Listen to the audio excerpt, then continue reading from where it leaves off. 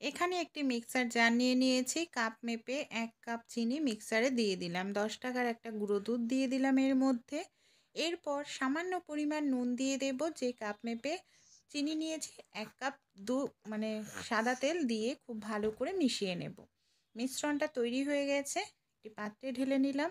Cup মেপে 1 cup দুধ দিয়ে ভালোভাবে মিশিয়ে নেব মিশ্রণটাতে।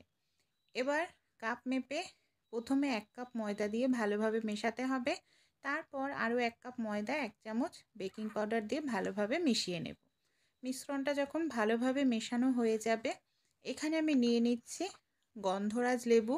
গন্ধরাজ লেবুর যে ওপরের খোসাটা হয় সবুজ কালারের, গ্রেটারের সাহায্যে গ্রেট করে দিয়ে দিচ্ছি। এরপর এখানে আমি 1 টুকরো লেবুর রসও দিয়ে দেব, এতে কিন্তু টেস্টটা খুব ভালো হবে, সুন্দর মিষ্টি গন্ধ আসবে। এবার একটি পাত্রের মধ্যে সামান্য তেল, সামান্য ময়দা খুব ভালো করে পাত্রের গায়ে আমাদের লাগিয়ে নিতে লাগবে এইভাবে। তারপর যে ব্যাটারটা তৈরি করে রেখেছি, ব্যাটারটাকে উপর থেকে এইভাবে ঢেলে ট্যাপ ট্যাপ করে দেবো, যদি কোনো হাওয়া থাকে বের হয়ে যাবে। গ্যাসের ওপর একটি হাঁড়ি বসিয়ে হাঁড়িটাকে গরম করে নেব, ভেতরে একটি স্ট্যান্ড দিয়ে ব্যাটারটা দিয়ে দিলাম। 30 মিনিট মতো এটাকে গ্যাসের ফ্লেমটাকে লোতে করে রেখে দিলেই তৈরি হয়ে যাবে কোনো রকম ডিম ছাড়া নিরামিষ কেক।